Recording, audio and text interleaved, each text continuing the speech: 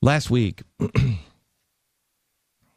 I was lucky enough to be able to find, out of just an amazing man's collection, a guy who has collected incredible pieces of history because he wants to keep them in private hands. Brent Ashworth is his name. And he showed me in his collection a microphone. And I said, "You got to be kidding me." And he said, "Nope." And I asked him, "Would you ever consider selling it?" And he said, "Nope." And then he wrote me back and he said, to you, I think I will. Because I know it has special meaning to you, and it should be known. Tokyo Rose is a woman that is synonymous with the word traitor. Tokyo Rose was an American citizen. She was probably the most listened to disc jockey in the history of the world. Her name is Iva Toguri. She was born here in the United States, and then she went over to Japan, and then the war happened. And she wanted to come back to the United States, but couldn't. But because she was an American citizen, because she spoke fluent English, she was forced to give broadcasts on Tokyo radio.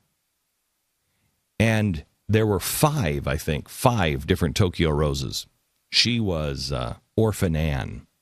And she refused. She said, "I'll play music, but I will not do the demoralizing messages." What Tokyo didn't know is that she was actually going to visit our soldiers who are kept in prison camps.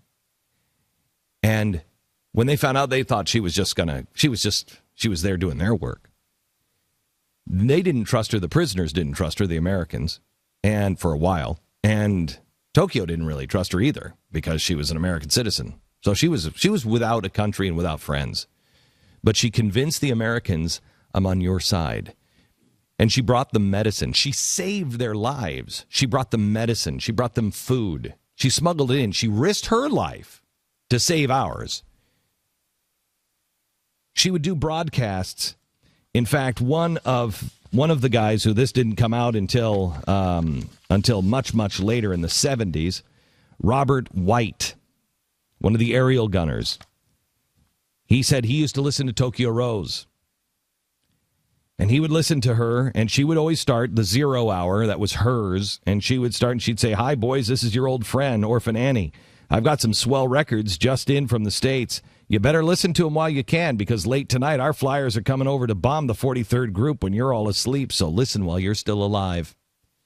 And the guys in Tokyo couldn't really understand, and they thought that she was demoralizing. What she was doing was she was telling, "Tonight we're going to go bomb the 43rd Group."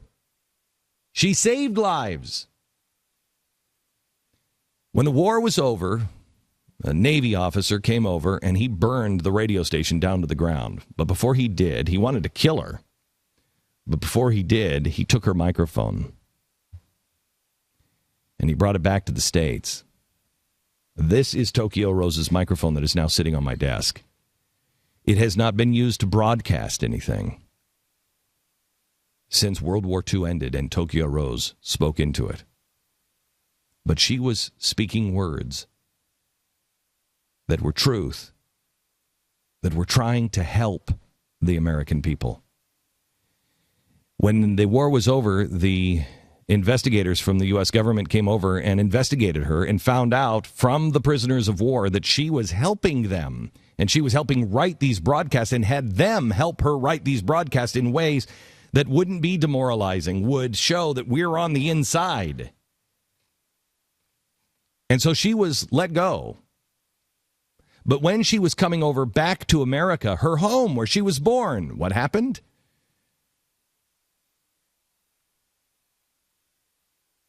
A radio broadcaster, Walter Winchell, found out about it and thought this was awful that she could even come here. She could even come here. Here's Tokyo Rose. And so he started to gin up the American people and start to spread lies. And the government, because they needed to be popular and do the popular thing, they went over and they started to get people to perjure themselves and lie about her. She went to prison as a traitor to her country. It was a lie. I've thought a lot. What am I going to say if this microphone works? What would be appropriate to say in this microphone for the first time since 1945? We don't know if it works or what it sounds like yet. We're going to plug it in here in a second and try it for the first time. A message from the microphone used by a hero that was deemed a traitor. In a moment.